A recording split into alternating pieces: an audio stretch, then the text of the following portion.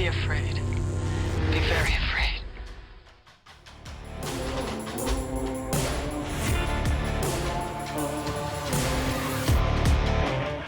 I don't know if that's a thing, but if it's a thing, I hope we don't Wasn't have that it in too. Philadelphia? Welcome to Xenomania. Welcome to Xenomania. Hi, guys. We don't have AIDS face. No, we don't. Hi, everybody. No, we don't. Hi, Dr. Nick. So we're starting out this episode with another blind ranking from the maniacal mind of John. I'm ready. Oh, yeah. I'm going to share my screen for you guys. Got my homework pencil ready. Let's do it. Share. Here we go. You got me? All right, Maniac. I see it. Yep. So movie number 1 for you on this themed up to 6 points blind ranking is Maniac. Why is there a bulge in his pants? Is that just the lighting? No. No, I think it's both bulge and lighting. Yeah. It's a double whammy. Yeah. A double whammy. Ooh. Yeah, Let's see here. I think the theme of our podcast is now dongs anyway, so. Yeah, at this point, Xenodong. it's very dong heavy. Xenodongamania. All right. All right, so give me a rank for Maniac. All right, I'm going to just hit 4. 4. All right.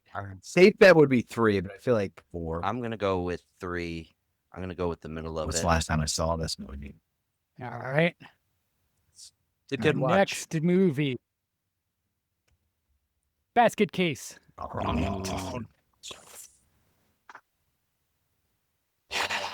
This is a trap. Yeah, It's of a course trap. It's a trap.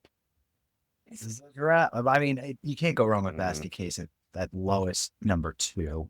All right. Yeah. Basket Case is so great. Well, I'm going to hit 2 for last. I'm going to write this down. I'm going on. I got him. I'm going on. Oh, you're writing them this time? Yep. So I can't shoot. I can't Where are change. you going, Ryan? I'm going to go number 2 with it as well. All righty. I have it written down. Just This no is tough. cheating. This is going to be tough. Next Look movie. at the theme, dude. Street Trash. I gotta go. Oh, do we have any guesses on theme here? Well, Basket Case isn't a mutation per se. Nope. Disabled serial killers. It is not disabled serial killers. Why not? Maybe next week. Maybe a plague on New York City. Because each movie, they all have this like connection with the city, right? And If you have ghoulies on this list, I'm not sure if I can count that answer, Ryan. Oh, Okay. It's a little vague. It's too vague. it's a little too specific. Oh, too specific. What? For a theme? It's got to be like a universal theme? Like who keeps the children? I'm going to count it because these are all New York City movies. all right. Oh, he got it on the third movie? You got it? All right. Yep, so that's a 3 for Ryan on guessing the theme. Now, where are we ranking Street Trash? I gotta go 4. I'm gonna go 4. I'm hitting it with 5. Ooh. Hitting it with 5. So I got a 2, a 3, and a 5. At least 4 and 1. I'm feeling good about this. That is the 13th part 8.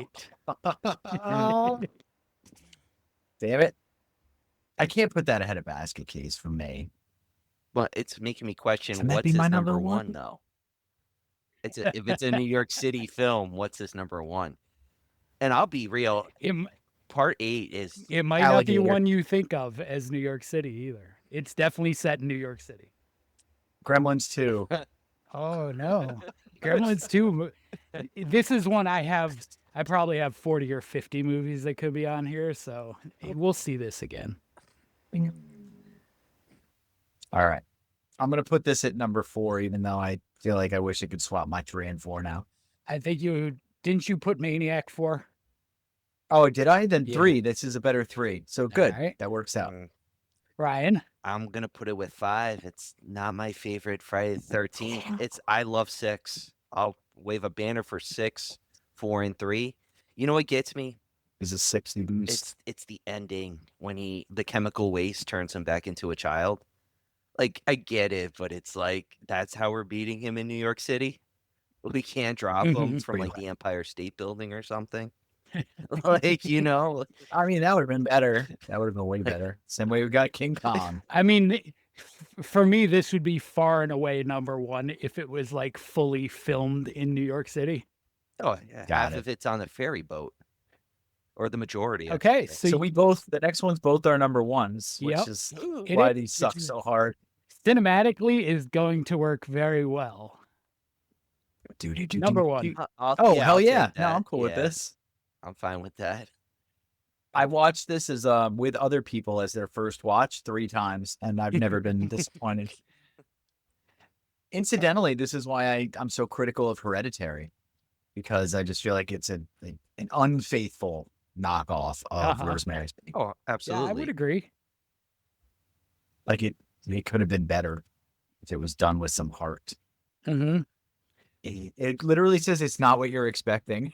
It's the whole shtick, everybody. All right, guys. So now let me tabulate a point for list quality. Ooh. Ryan has 3 for his New York City guess. And I don't know. I think the 2 spots higher for Friday the 13th Part 8 separates Kearns. Oh yeah, 1 point to Kearns. Right. I got 1 point. Yes. So he's got 3. I've got 1. Which by my unofficial tally makes it 3-2 Ryan's lead. All right, We are tied, sir. I'm still in it. I'm still in it. I'm just happy to be at the party. When it comes to doing anything regarding horror with you two, I'm just happy to be at the table. That's fun. That's All right, what it's everybody. about. So, New York City sewer systems. This week we are talking about C.H.U.D. Chud. Or, And now I had never seen C.H.U.D before. oh, I thought you did. No, I'd Okay, never so seen this it. was a first watch I'd for both seen of the- us. Oh, Alright. that's Yeah, amazing. I'm alright. so jealous you guys got to watch it for the first time. I thought it was going to be a crap movie. I saw the cover all the time as a kid, and I was like, that Mhm. looks cool. Mhm. But I never rented it, and I just didn't think that it was going to be as. I mean, the production value is way higher than I was expecting. It's Yeah. 1984, Yep. so I Mhm. was 1 when this came out. Ryan was not yet I wasn't even born, a thought. and John was young. I was a year short of bar mitzvah. Oh, there you All go. right. Mazel tov, my friend. Mazel tov.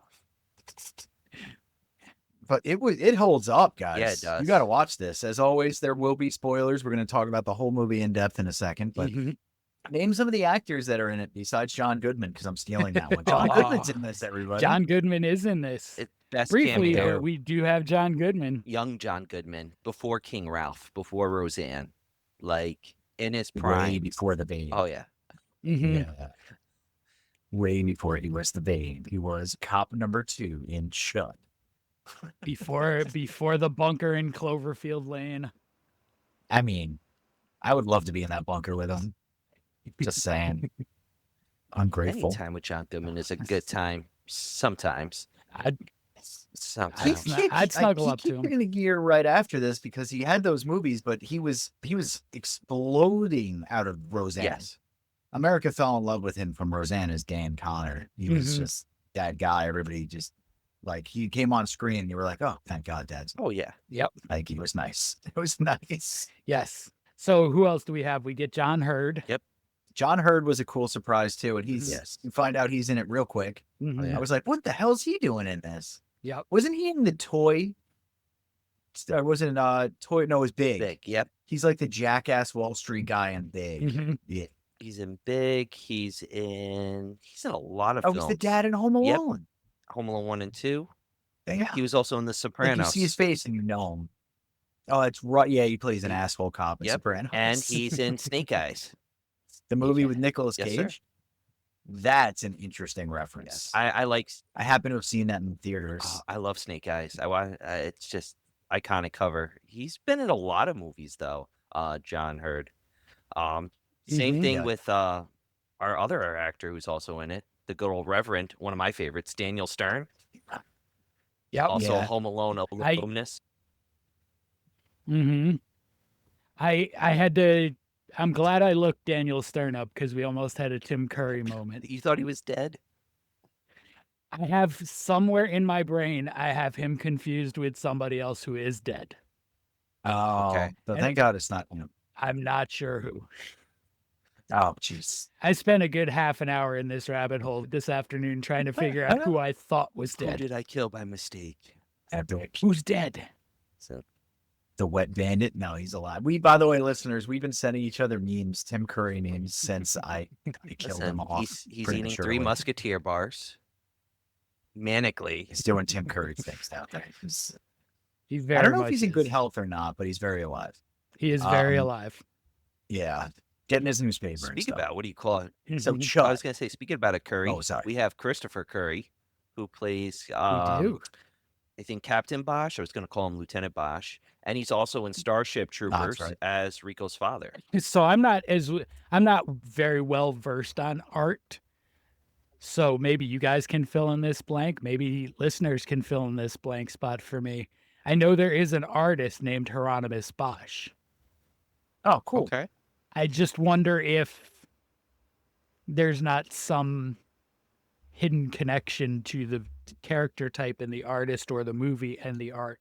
I know it was known for like kind of hellish, demented artwork. It's got to be. There could be a allusion connection. I'm to that, sure man. it has to be a nod. Yeah. It's got to be. It'd be like if you had like Charles Banksy in the movie and you weren't referencing, the Banksy art and stuff. That's Yeah. just, Yeah. it's got to be there. But cool, man. So let's give the people a little taste of Chud. I like the opening scene. They had Yeah. me hooked right away. It's an awesome opening scene. They just they take you into it right away. The woman's just walking her dog. It's all calm. And then you just see her get pulled down. You hear the yelp of the dog. And it's a Mhm. awesome opening because you see the street sweeper just kind of taking the trash away. Yeah. Like, it was like she was, to me, from a film perspective, I felt like it's just like once she was gone, it was like left to the streets. She was technically street trash. And that's how it like kind of like Yeah. develops through that film is like we'll talk about the homeless and the surrounding of what the homeless means in the Yeah, film, big but theme. it shows how people forget about homeless people and disregard Mhm, whatever's on the street, like without a care.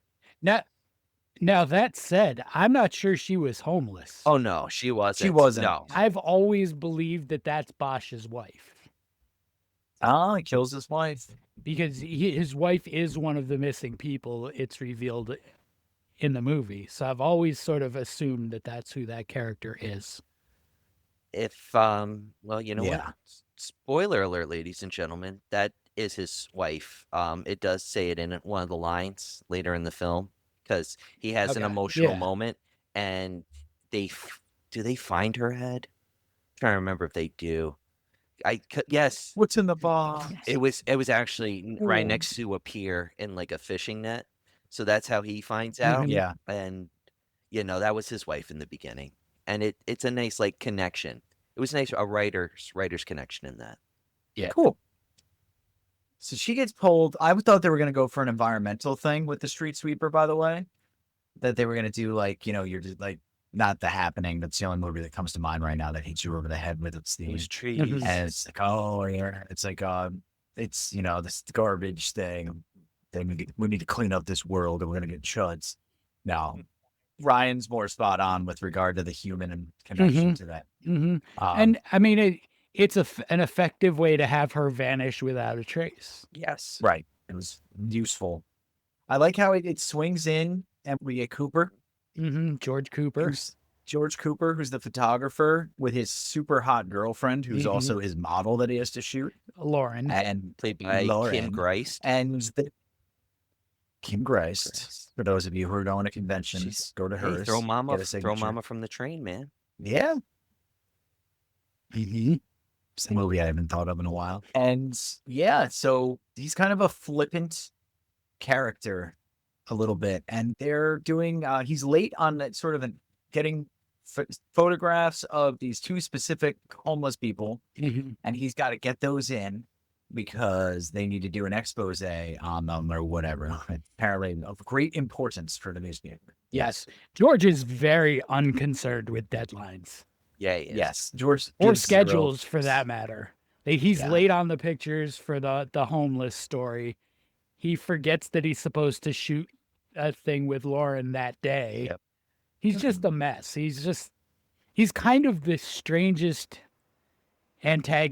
protagonist in one of these movies we've watched. He's actually the bad guy. He's interesting because he's not likable, but he's likable because he's not likable. Yeah. He's like an anti. You're like, this Yeah. guy's like just kind of out there in the wind, man. And Mhm. he's just doing his thing. Yeah, and it's really strange because they really set him up like he's gonna be the hero, and for most of the movie, he really doesn't have a clue what's going on. No. No, he's just there. He's not growing as a character either. He's just experiencing things. Yeah. Mhm. It's like you think of the lines like some heroes are born heroes, some heroes what is it? No, it's greatness. Right? Some people are born great, some people strive for greatness, and some people have greatness thrust upon them. Mhm. Cooper had greatness shoved down his throat. And against his will. he mostly spit it back out. Yeah, exactly. Exactly.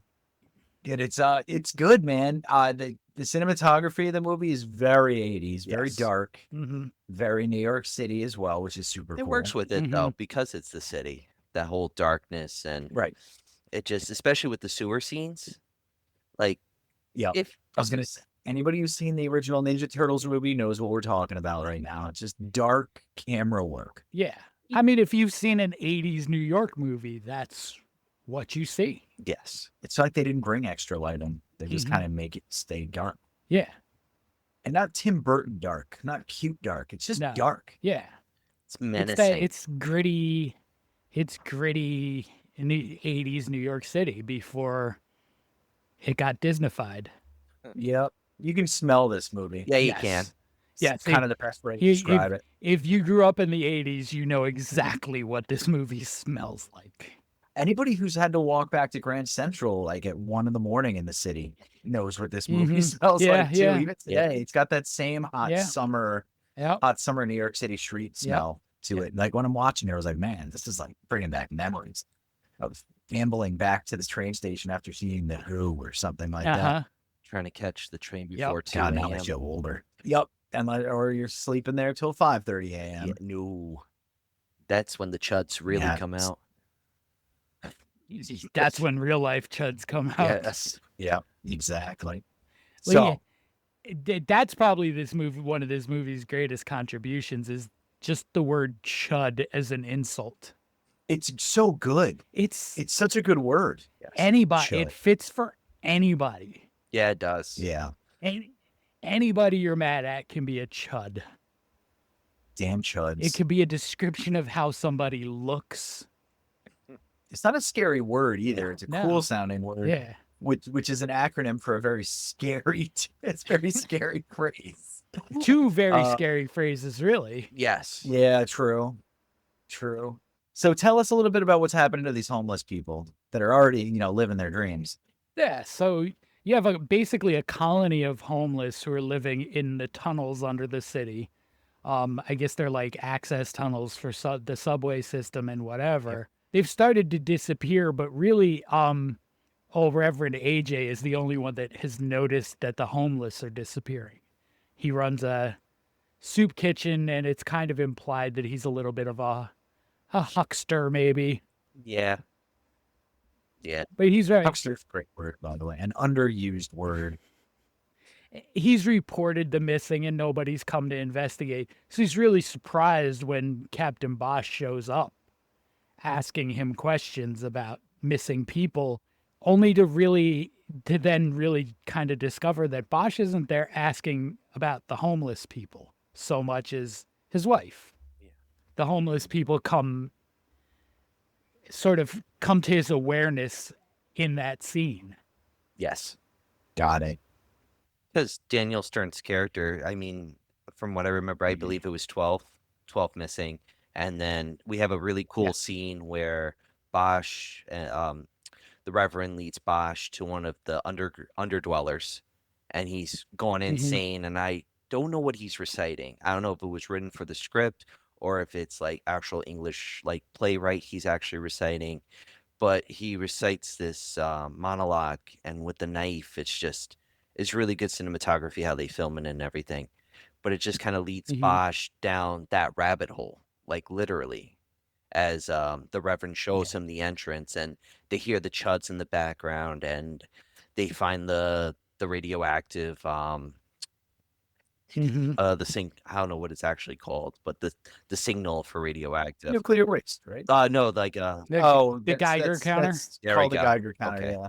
And that was a pretty cool, and it's just kind of like, again, the writing in this film is just, it links up so well, and it allows these actors to flow with these characters very well as well. They Yeah. build the tension super well too. Like the guy getting snatched from under the boxes and stuff earlier on. That stuff's like perfectly timed the way they do it. That was a cool scene. And they don't have fancy special effects to make it cool. It's just cool. Yeah. Yeah. And I mean, even before that scene, you get the scene of George going with the homeless woman he bailed out after she stole a police officer's gun. He goes with Flora into the tunnels to see Victor, and who's one of the people he had been supposed to photograph. And they find Victor in bad shape. Yeah. With, sweating and definitely kind of paranoid. And then they reveal his leg, and his leg is all torn apart by something, which we know to be the CH.U.Ds that George doesn't. Right. That was cool special effects. Whoever designed the special effects on that, to actually take a look, you can see actually how they did it, how it looked like the leg was caving in and the bone was popping out. It was pretty cool, especially for 1984. Yeah. Can't It was find. a well done.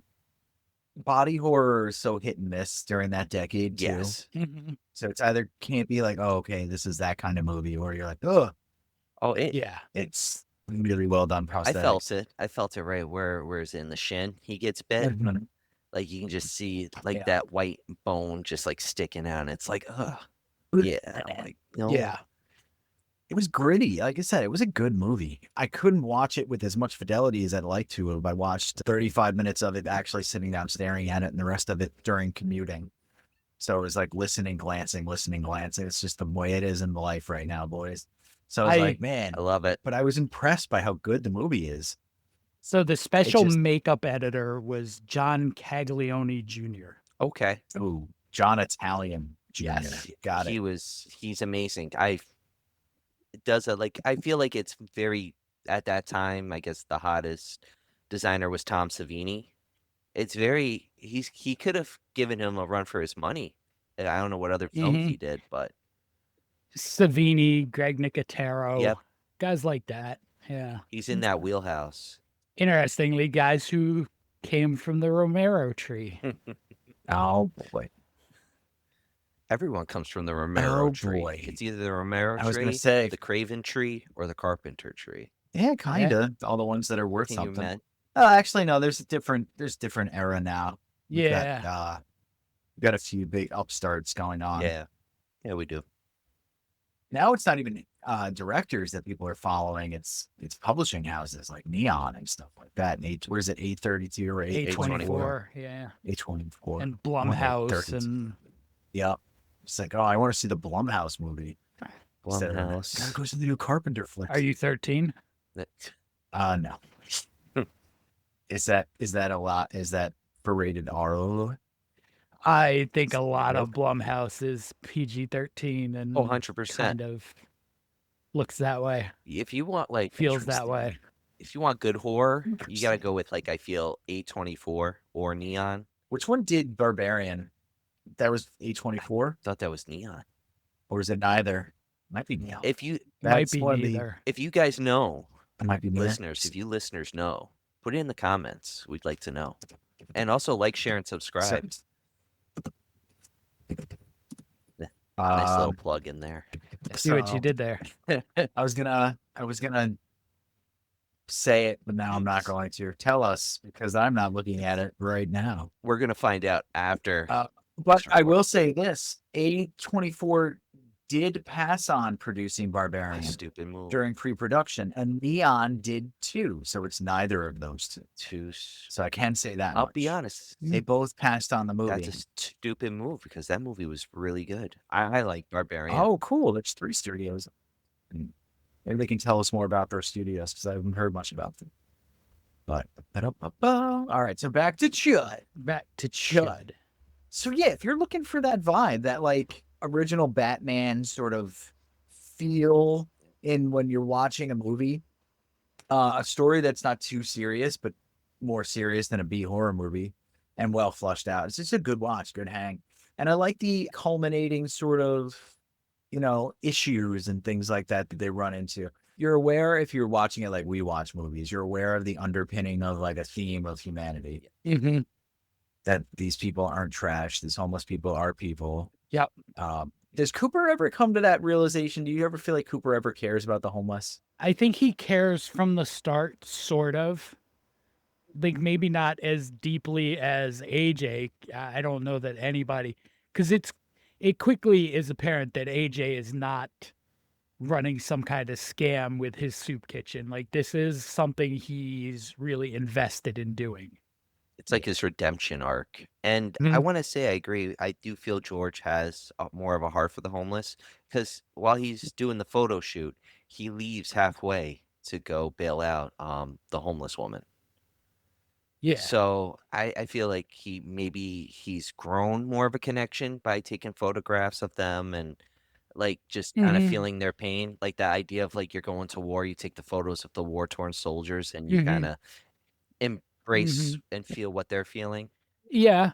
A cynic would say he bailed her out because she can lead him to the photos he needs to take. Okay, touche. Cooper, you But son of a bitch. I think he does have some level of empathy for the people he's photographing. Yeah, I think you're right. And it comes through in some weird way that I can't identify in the movie because his character is so like, not really, I'm here to shoot Batman. But you feel for some reason that he's into them. Yes. The less privileged in some way, just based on his actions and that like that's what he's focused on. So it's cool. Let's get into some of the cool deaths. I want to hear some C.H.U.D murders. Let's see. We got the starting boxes. We got the wife and the doggy. We got the next good C.H.U.D kill? Is it Grandpa?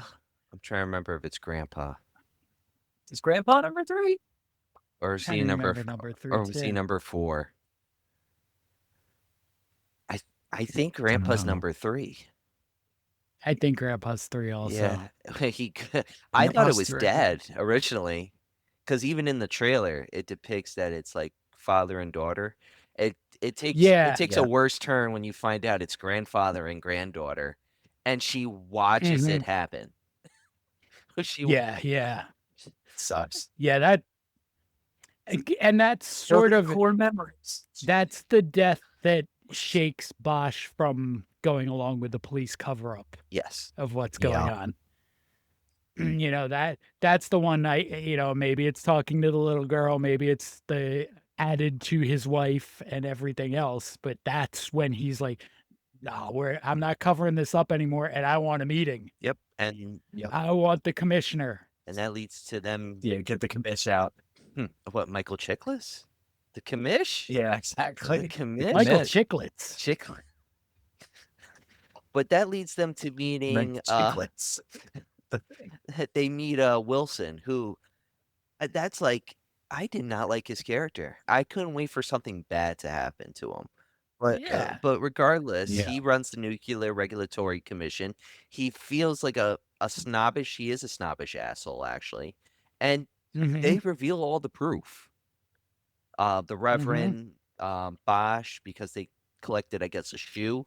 A shoe went missing from one of the teams who got, I guess, eaten by one of the C.H.U.Ds before the events of the movie. They have the scanner, as we were talking about. And I forgot what else they had, but it was all in this like makeshift paper bag. And Wilson still debates with them until they find the file that he's been disposing the waste, which is also known as contamination hazard urban disposal, which is a shittier. That's just a crappy name. We gotta go with the original Yeah. name. I mean, listen, when your project ends with urban disposal, you're probably doing the wrong thing. Yeah, It's good call. probably not where you should be disposing of anything. There's people there. Like, I mean, the premise of that is really dumb because they would never put nuclear waste under in the sewers of mirrors. No, I No. don't. you confident about that? I, I don't know if I am. I'm going with John on this one. I think it. I Would don't they know spray that they LSD in wouldn't. the subways for a human experiment? Yes, but I don't believe that they bury it underground in remote rural locations and then allow it to seep into the groundwater out there. Well, if I'm not mistaken, this was just sort of like a transition point for the chemicals. Yes. No, you're right. Oh, I They were- see. They And were got gonna stuck. go somewhere else, and They didn't get the right paperwork. Yeah. Of course. Plot point right there. So we couldn't move it legally, so we illegally held it underground. Mhm. And then Yeah. and Wilson is the character who will give you just enough information until he has to tell you more. Yeah. And then it's still not going to be and he does this like every scene he's in. It's just, I'll give you this much. and it's so Give you great. this much. It's so great because that's what makes you hate him. I don't think I've hated a character so much in a long while watching movies, and I despised him. You know, He's everything about him is very easy to dislike. Even the look, like he's got that kind of like 80s villain Yep. schmuck look. Which You is a know, very like everybody listening who heard you say that should have that image in their head right now. It's the guy from Ghostbusters. Yes. He's that same character, the one that Venkman calls Dickless. Like he's Yeah, the same. he's my favorite. It's the same. It could be the same actor. It's not, but it could be. It's like that same Yeah. character type. that would have worked out so great because he was also in Die Hard as The- well as the reporter. He gets his ass kicked by Mhm. McClane's wife in that one. Yeah, true. One of the last iterations of that archetype of like that face wearing the suit and all that is the Happy Gilmore antagonist. No, not Happy Gilmore. Billy Madison antagonist. Yes. Who's that guy? Yeah. Mhm. Where you guys see him, you're like, yep, same dude. Yeah. Yeah. You know, the 3-piece suit that's gray, looks expensive, but probably isn't. Right. The smugness on the face, even the hair type, it's Yep. It's like the fall. Slip back sometimes. You're just like a little frayed and thin. Yeah, fading in Yeah. the front. Douche. You douchey hair, yeah. Checking my hair right What now. does CHUD stand for? What's the cooler CHUD? I got bit by a CHUD today, by the way. John, we didn't know. We didn't know I got chudded today. Yeah, didn't. Kearns did get It chudded. should- I don't know if it'll come. Oh, you can see it. He got You can chudded. see it. And my birthmark there. He got cannibalistic Is it coming humanoid through? underground dweller syndrome now. Yeah. My CHUD mark. Yeah, we're gonna have to watch for your transformation. I was thinking the same thing. I might use VEO3 to make a video of it. Just Just have me forming. which I But thought that was pretty cool because I was thinking about that. Like, how do they get created? Is it because of the chemicals they interacted with them, or is it through bite mark? And it's a cool little transformation when you see Victor. Was it Victor? Yes, Victor. All right, Yep. awesome. When Victor starts transforming later on in the movie, it was a pretty cool transformation. It reminded me of Universal Werewolf, like the Wolfman, minus the hair, just like the face and like Mhm. very Wolfman inspired. But that was pretty cool. So like bite marks, not like 28 days later where saliva or drool or anything can turn them. It's just bite marks that can turn them.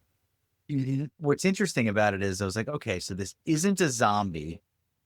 And how do they keep the chuds from falling into the zombie category, though? Because it isn't a zombie. And I know we all feel the same way. We didn't even have to talk about it ahead of time. Yeah. But what makes a CH.U.D? Like a CH.U.D is more like the things in Descent and Mhm. stuff like that. Yeah. So like and those are, they don't spread it through biting. They're just freakish, evolved, weirdo things. But CH.U.Ds get it from a bite, which is like, okay, it's a zombie or a vampire.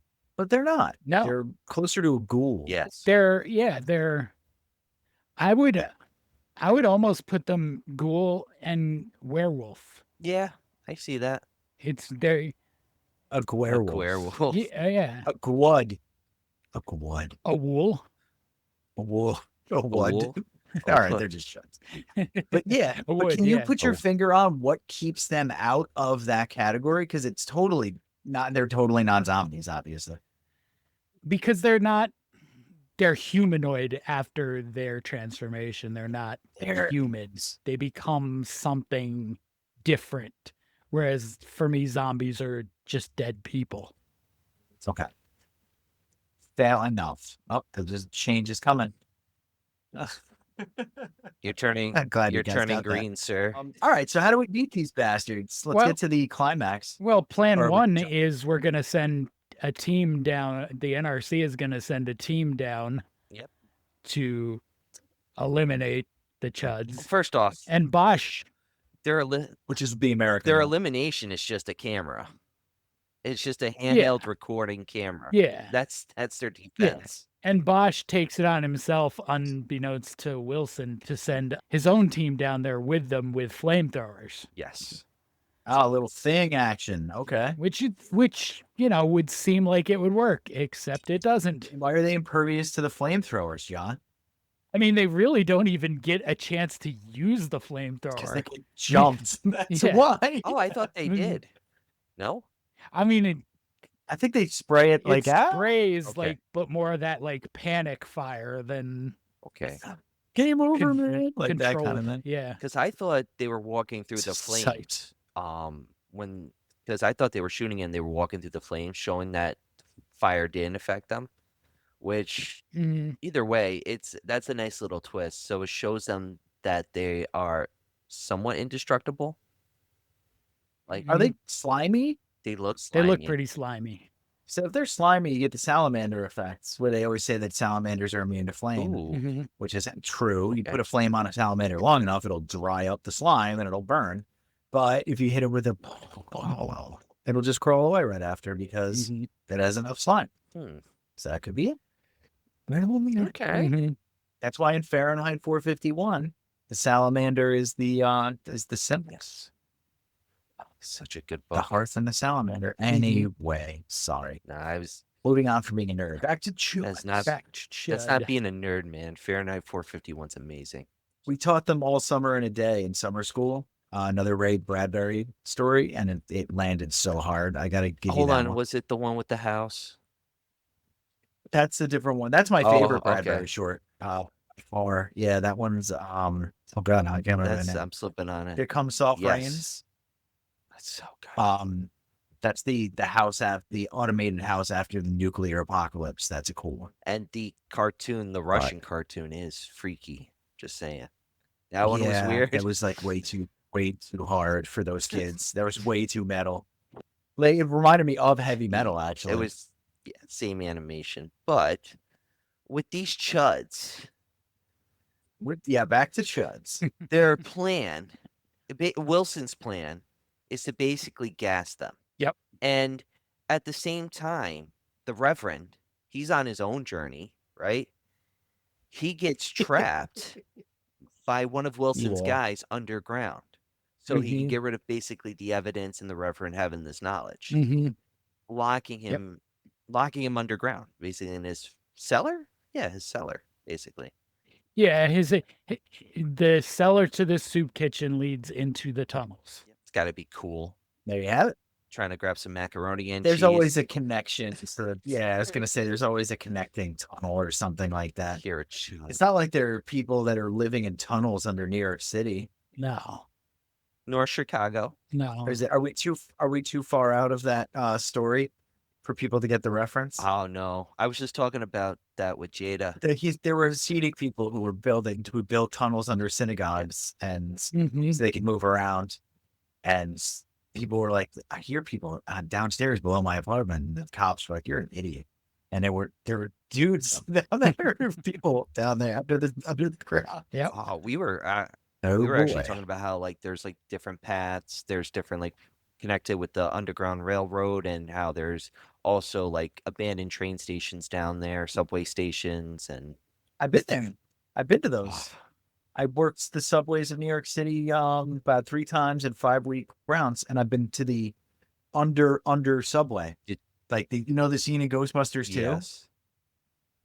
So what they Was saw I there- didn't see, but I climbed down like an 80-foot ladder, and it was super warm in Was winter there pink goo? down there. There was no pink gear, but it was the old tunnels.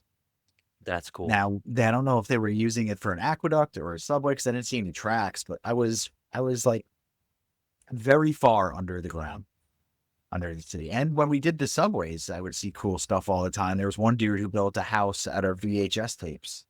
He like used them like bricks. Yes. And the tracks went through a switch, and then a frog like split like this, and in the middle was a triangle with 2 pillars, and he used those to brick up one wall and then bricked up another 2 on the other sides, and he had this wedge-shaped little thing. Yep. And he was just chilling there.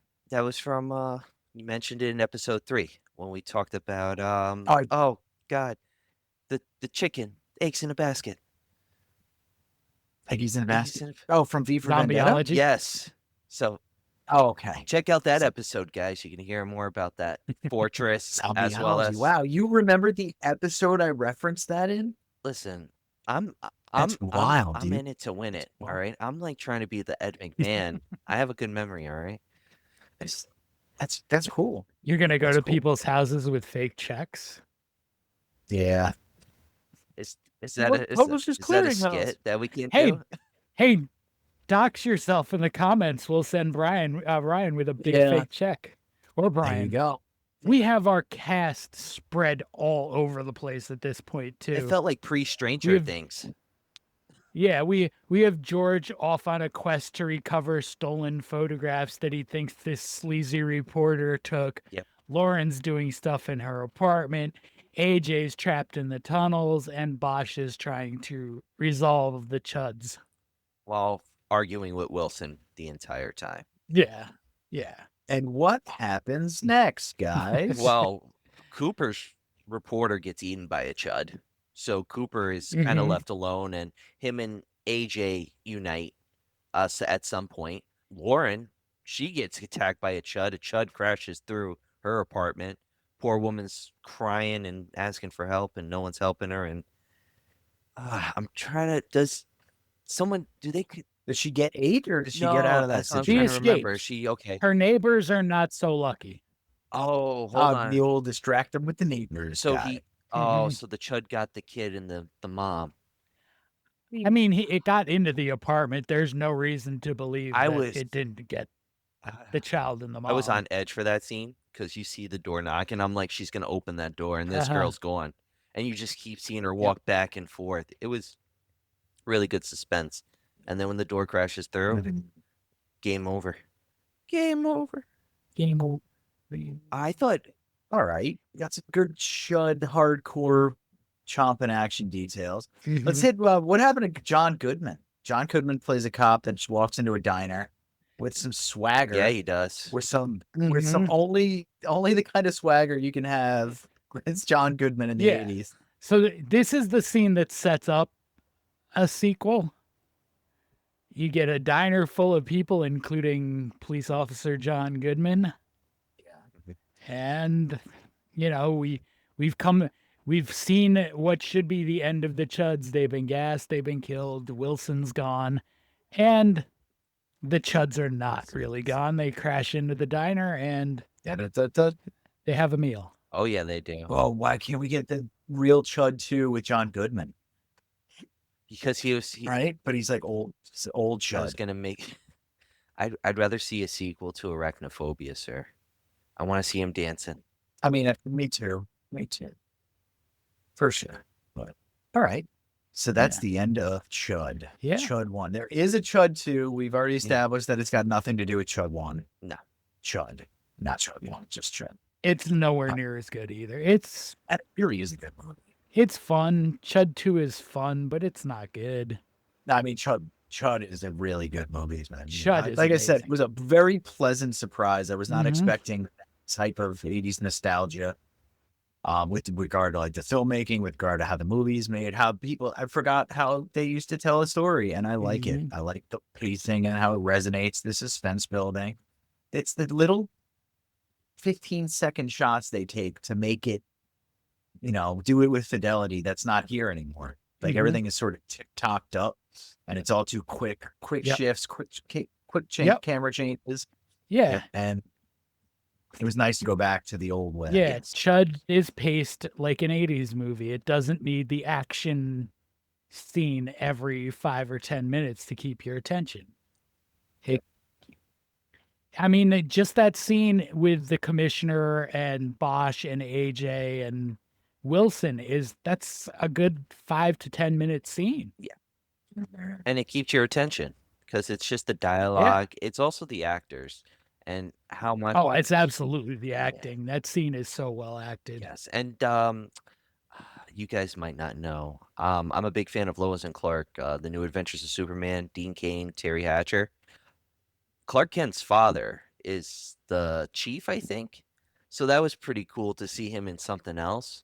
And it just shows Okay. like because he's a nice guy in the series, he's got an attitude. He's a jerk. And it was nice to see some of these like Daniel Stern playing like being very young and like one of his first roles and just kind of working like the redemption arc and just giving these actors challenges and to showcase their acting abilities in a B horror movie was pretty cool. Because they do, I feel like they do put their heart into it. I mean, every movie we watch, they do, but this one, I feel it was different. It was a Yeah. B movie with an A movie vibe. That makes sense. It's fair. I almost feel bad calling it a B movie at all. I really do think it's a step above. Yeah.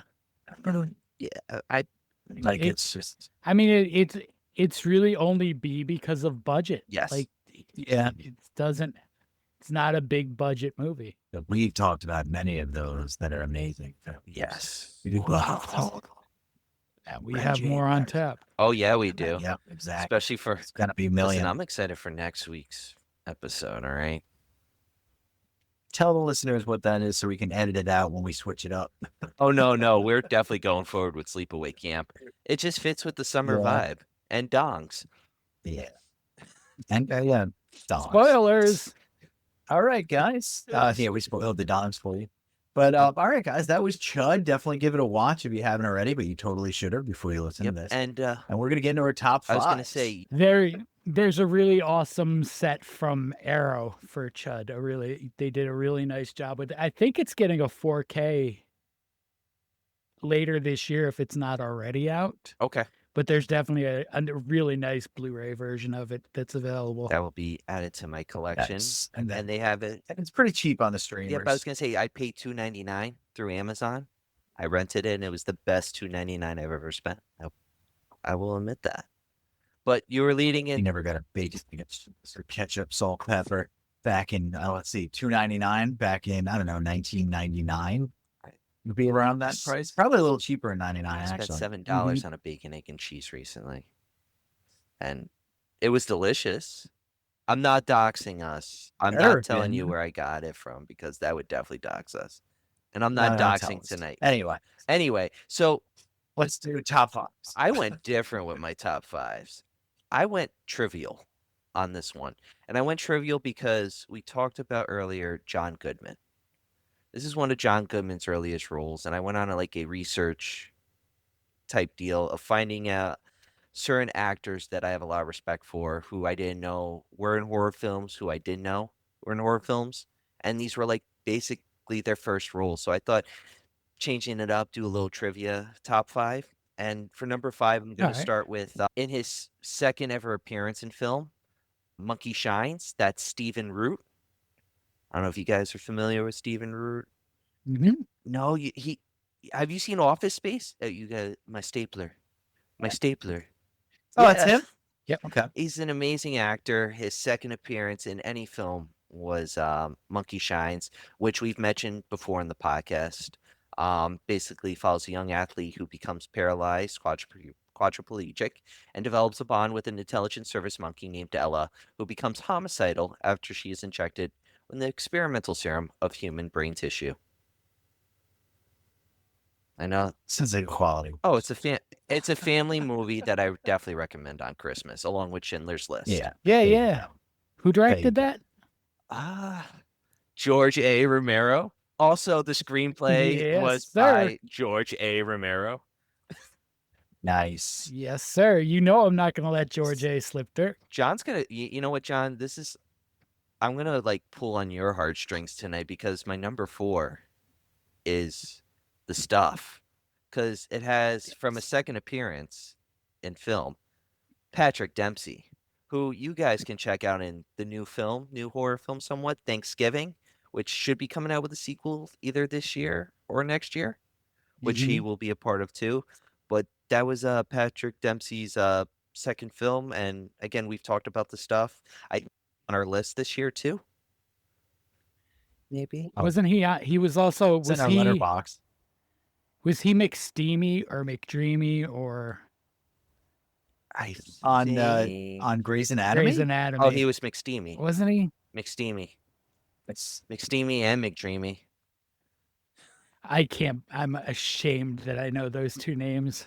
You know what? That was so much in pop culture. I was gonna weigh in, but I decided against it just to keep my anonymity. How many seasons deep are I've you never- in? Grey's I've None. watched 0 episodes. I just know that from all the hype. Yeah, there was plenty of that annoying shit going on back If you then. want to talk about TikTok bait, that's everywhere. Memes of Grey's Anatomy episodes, clips, and I'm like, give me a break. I just want horror. And it leads me to number 3. And number 3, Built that algorithm brick by brick, Ryan. Brick by brick. number 3, I'm going with Charlize Theron. And this is going to be a shocker. Okay. But Children of the Corn 3, Urban Harvest. That is a shocker. Yeah, Cool, though. She's one of the children. She's not Mhm. one of the children of the Kearns, but the children of the Kern. And The Kern. children of the Kearns. But it's Children of the Corn. Sounds like a South Park accent. It's different. The Kern. Kern. All right, my bad. So same plot as the other. she score any good kills? It's been a long time since I've seen it. I think she was more in the Me background. too. Very young. No, I wouldn't say very young. Charlize Theron, maybe teenage years at that time, 95. But same occurrence in like the last 2 films. These kids are walking behind the rows and killing people and running their life the way they want to, just like Bon Jovi said. Now, Damn. number kids. 2, we don't have to explain it. I've mentioned this many of times on the podcast. It's Nightmare on Elm Street 3, Dream Warriors. It's one of my favorite nightmare movies, but it's Patricia Arquette's first film. It's the first film Cool. she's ever done. That's a, I know we've mentioned it before, but to think about this being her first film and she kills it. She might have done a lot of TV shows before then. And No. I'm just thinking you might have a twofer on that one because isn't Lawrence Fishburne in that way before he was Larry Fishburne? no, he is actually Larry Fishburne in this. Yeah, No. he's credited as Larry in all his early stuff. Yeah. So this He doesn't become Lawrence until Matrix era, maybe. correct. I thought Lawrence Fishburne would have been a good nod, but I thought because Patricia Arquette, this was like her first role, and she Yeah, kills it. yeah. Larry in Larry, Apocalypse Now. Probably. yeah. Wow. He was So Larry that's a long time. When you're in a movie with Brando. Yeah. You think you have your stuff figured out. He was Cool. He was Larry a long time. What did Brando call you? He just called me Larry. Yeah. Lucky he called you Yeah. anything. Yeah. Brando was that guy. All right, back to Ryan because I'm dying. Well, Let's get this top 5 wrapped I'm up. gonna end. We're pretty I'm low. gonna end it. Because it's summertime. I'm gonna end my number 1 with a summertime film. I always feel it's the summertime. It's the summer of George every year. being a Seinfeld fan. And number 1 is The Burning. Yeah. Jason Alexander.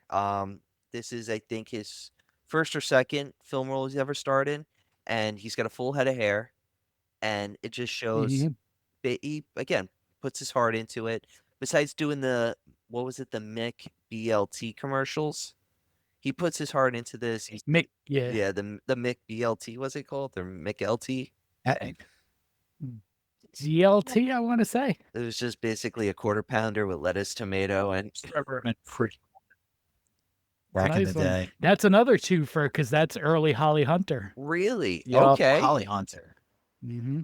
All right. So I didn't even, that one I Great. didn't even know. But there's also, we're all talking about dongs all the time now. There's also a dong in this one. Yeah.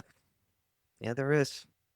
Unexpectedly. I mean, It's unexpected. Is it listen, George? Yeah, I Listen, think it was. Yeah. those No. Jason Alexander shorts were a walking wardrobe malfunction. Those really early '80s like The light blue. Daisy Dukes for men. He's got a full head of hair. Form-fitting jorts. Jorts for George. Oh boy. All right. Enough of that. John, what's your top 5? All right, I went with subterranean movies. Okay. Oh, hell. Really? So at number 5, I have Trapped Alive. Ooh, Okay. that's a good movie. So Subterranean. on Christmas night, a group of escaped prisoners take 2 women and a deputy hostage, but find themselves trapped in a mine shaft. Unfortunately for everyone involved, the prisoners are not the most dangerous thing in the mine. So good. I haven't seen that movie in years, to be honest. That movie is so wonderfully bad. You know what came up real quick? Spookies, if you guys ever seen that from Australia. Mhm. Yeah. Yep, Vinegar Syndrome put that out maybe 2 years ago or so. It's going on the list. So my number 4 is a movie that kind of reminds me of Chud. Not as good, surprisingly, but it's Mimic. Yeah, I agree that Mimic is not as good as Chud. That's my childhood right there. Mimic is good, but it's Mimic fell flat. Would in a you few prefer the areas. Relic Mhm. over Mimic? The Relic? Yes, Okay. by far. Yeah. I prefer the book. I think I'm thinking the Yeah. Relic. the book. The Relic as well. I like Mimic. Mimic's a good movie. It's a lot Chud though. It's Yes. So Dr. Susan Tyler, played by Mira Sorvino, has genetically created an insect to wipe out diseased cockroaches. 3 years later, those insects have turned their attention to their only true predator, humans. Dun, dun, dun. Now Susan has to stop her own creation. That's a good Such one. a good log line, too. Yeah, it was a good movie. Really good, like 2 for movies, like Romy and Michelle's high school reunion, and then you just go right into Mimic. Feel good Saturday. Wouldn't you night. want to watch like the Mimic first and then have the feel good afterward? Or were you not feeling good after No. Michelle and Romy? They're No, both you- horrific. You need Mimic to wash away the taste of Romy and Michelle. What's number 3, John? Number 3 is The Boogans. The Boogans. I've never heard of this. What one. is the I didn't know of this movie until probably 8 years ago. I saw it at a movie festival. Okay. Cool. So miners are working to reopen an old mine, but they've inadvertently released deadly creatures. Okay. Even worse, the mine tunnels are connected by bootlegging tunnels that lead to all the houses in the town. That's cool. And the creatures run rampant through the town. It's also kind of Chud-like. Okay. Like, It's more of a rural kind of Chud, okay. but it has a very similar feeling also. Creature similar, I'm presuming. Or a line. Not so much, but the feel is very similar. Sorry, I should say feel, my bad. Like not looking, but like you're like, oh, okay, it's close to Yeah. home. It definitely, yeah. if you watch, you'll definitely be able to see the way it goes together. Okay. So my number 2, I feel like I've maybe talked about before, but it's Digging Up the Marrow. Okay. No. It's directed by Adam Green, who did the Hatchet series, Cool. and stars Ray Wise. And it's cameos with countless horror legends, as themselves. So Adam Green plays himself as a documentarian who's making a movie exploring monster art when he meets William Decker, who's Ray Wise, who claims he has proof that monsters are real and he can find them. Okay. Ray Wise. Spoiler, he can. Ray Wise. Okay. Punisher? Was he the Punisher? No. No. I'm getting him mixed up with someone. Yeah. I'm probably getting him. I'll look him up after. Yeah, you'll know him when you see him. And my number one. My number one. We're underground. We've already mentioned him a couple of times tonight. It's George A. Romero's Day of the Dead. Yes. Of course it is. You gotta have Day of the Dead. If you haven't seen this one too, right? if you haven't seen Day of the Dead, number one, what's wrong with you? But so, with the world overrun by the Walking Dead, a group of scientists and soldiers must attempt to coexist in an underground bunker. Tensions rise as soldiers die, and the scientists are no closer to a cure. The situation explodes when Captain Rhodes learns of the new direction of Dr. Logan's work. Bub. If you want to know about what that direction is, you better keep listening. We're definitely going to do that. That's- Oh, yeah. That was my first. We're probably going to do like Romero for a year. That was my first George A. Romero film. Was Day of the Dead. It wasn't. Really? It wasn't night. It wasn't dawn. It was day on and afternoon on Sci-Fi Channel. And Cool. Just That's why I miss Good. those networks because you did get exposed to stuff every once in a while that would change it. that or IFC. Yeah. Yeah. IFC was perfect for that too. I like they used to have a great October lineup as well. Sunday morning samurai film at 7:00. Yeah. Oh God.